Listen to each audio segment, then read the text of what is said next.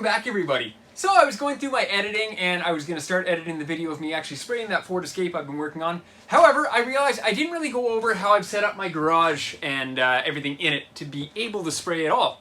So in today's episode, we're going to go over that. I'll try to throw as many links as I can in the description for things that you'll need that you can get on Amazon and whatnot. Otherwise, I'll just let you know where I purchased them. Let's get to it.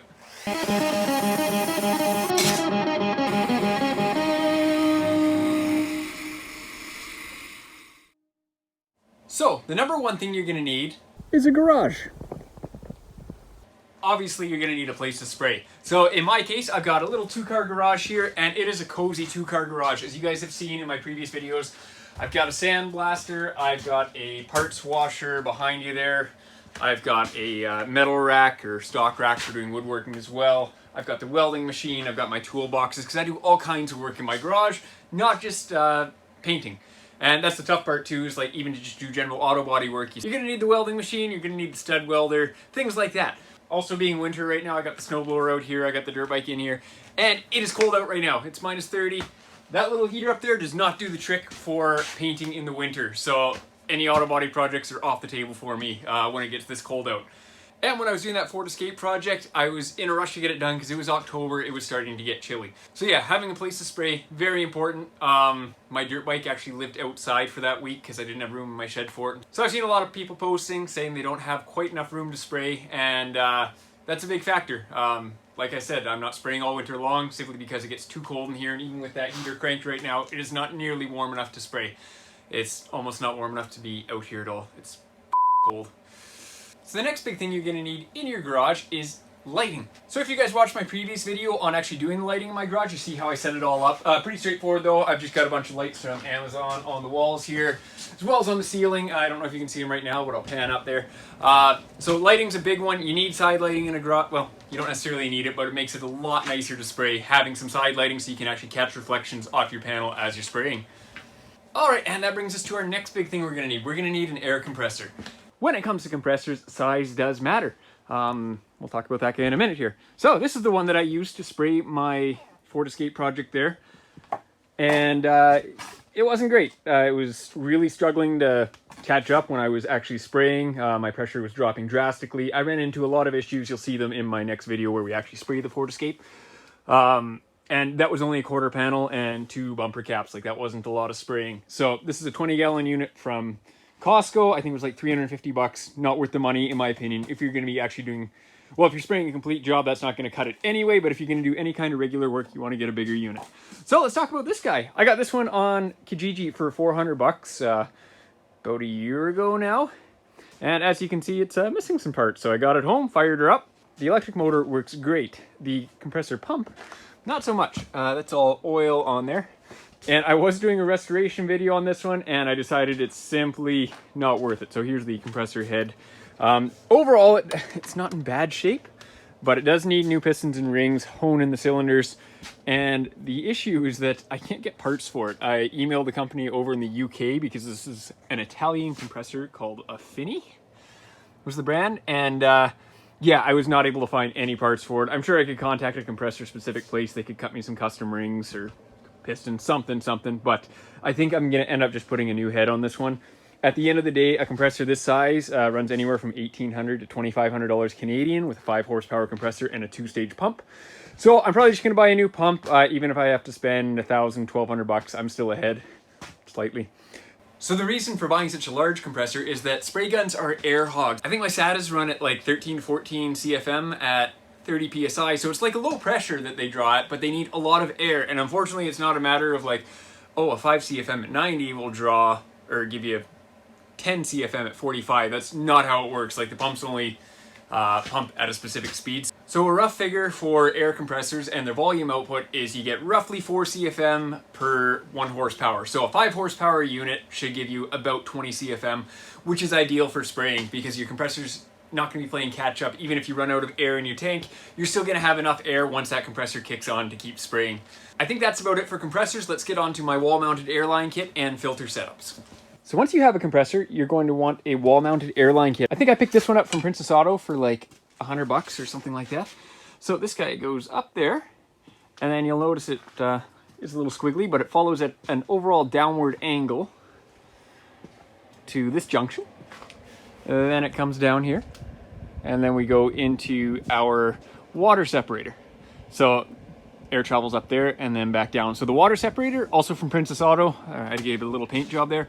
That one's normally 150 bucks. You get the desiccant that goes inside it for about 50 bucks. However, I have seen those go on sale for 50% off for both of those, which is how I bought it, which definitely brings the price down. That is a must. Generally, you want 25 feet of airline from your compressor to your water separator.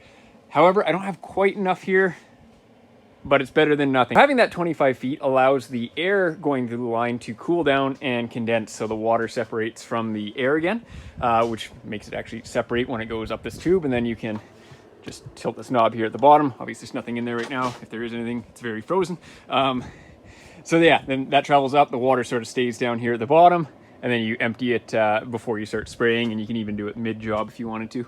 So a neat trick that one of the other painters at my current shop told me about for cooling air at home versus spending $1,500 on a refrigerated air dryer. Sorry, my lips are getting cold. It is freezing out here. Is you can take an air hose, coil it up, and run it through a cooler filled with ice water, and that'll actually super cool your air, which would be fantastic. I haven't tried it personally, but I've heard it does work really well. So once our air has traveled down, it's traveled through the water separator. So most of our water is out of it, most of the moisture comes down, and we need to filter that air now, get any more contaminants out of it. So this is a 3-stage with Desiccant Filter from DeVilbiss. This is a professional setup. You won't normally find this in a garage. I got a good deal on this one coming out of a shop. I believe if you were to go and buy this, this is about a $1,500 setup. Not strictly necessary. So this kind of system is designed to supply fresh air to you so that you can breathe it. However, if you're running a piston style compressor, you do want to run an inline carbon monoxide filter just to be safe. And then you also, it's a good idea to run a charcoal filter on your hip where the air runs into your mask. That being said, so this is a 3-stage filter with desiccant, so it will further dry it. Really nice setup, especially for spraying in the garage. We had no issue with fish eyes when I sprayed the Ford Escape. So if you can get your hands on something like this, awesome. Otherwise, this is what I had set up before. I actually never sprayed a paint job with this, though I did spray some primer. This guy is 180 bucks from Princess Auto, so it's got a filter on this side and then desiccant on the right side there. Yeah, 180 bucks. I think I got it 50% off for like 90 bucks. Another good option. Definitely better than nothing. So I'd strongly recommend, if you can get something fancy like that, go for it. If not, definitely get something like this. And if you are running a more basic filter like that isn't stupid amounts of money, you can get these little inline filters. These are a disposable filter that you can get, I think they're like 15 bucks for 2 at Princess Auto or something like that. My only issue with these is that once you add this and a regulator to the bottom of your gun, it gets pretty long and a little unwieldy, having no flex in that area. So, we talked about our compressor, we talked about our air lines, lighting, having a space to spray. We have to be able to move the air in the space we're spraying. So for that, I picked up a couple cheap box fans like this. You'll see I ran into a few issues when I was actually doing my spraying the way I had everything set up. However, I learned a lot when I sprayed the Ford Escape project, so I'm going to make a few changes to my next project that I do end up spraying. So you obviously are going to need a roll of poly to mask your walls, because even if I'm spraying something on this side of the garage, you're going to get overspray in a small area like this, like things on the other side of the garage will get covered in overspray, and it does not come off easily. So it's best to just mask all your walls, mask your ceiling. You'll see in the Escape video, I actually kind of made a tunnel that kind of worked for me, kind of didn't, but overall ended up working out. Another thing I grabbed were some furnace filters. So I got these 20 by 20 filters that fit perfectly on a 20 by 20 fan, and I just sort of masked them around. And that's what I put on the exit sides. So with the fan blowing in that direction, it was actually sucking things through this filter to sort of filter out any of the overspray before it went back outside. Which is good. Do our best to protect the environment as best we can when we're doing this kind of stuff. And then I had this other style filter just over on my window here, which wasn't perfect, but it did the trick. It kept too much dirt from getting sucked in as well. When I do this next time around, I'll probably set up 2 fans, either both on the garage door, sucking everything through, or I might actually put one on this side, one on that side, and then put some baffles over them so that I can adjust, potentially get some positive air pressure in here instead of negative where I'm sucking everything in. So that's something I'll play play around with next time. There's going to be a lot of trial and error when you're setting up your own garage to spray in. It's not as simple as just setting everything up and expecting it to come out perfectly the first time you do it. There's definitely going to be some trial and error. And part of the big reasons for the airflow is the amount of overspray. When we're spraying in the garage, we don't want to be covering ourselves in overspray. Let me cut to a clip here of why it's horrible.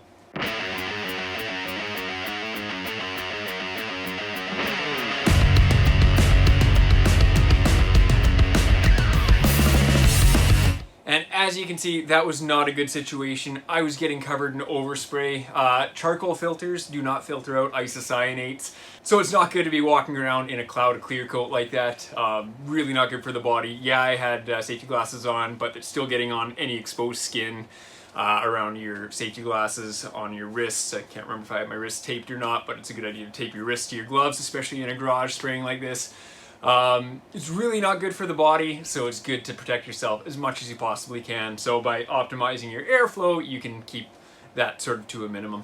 So I'm not going to get into talking about spray guns in this episode. That's a whole other can of worms to get into. There's a ton of manufacturers, tons of different types of spray guns. So we won't talk about that today. However, I appreciate you guys joining me. If you guys enjoyed the video today, please be sure to like and subscribe. We'll see you next time.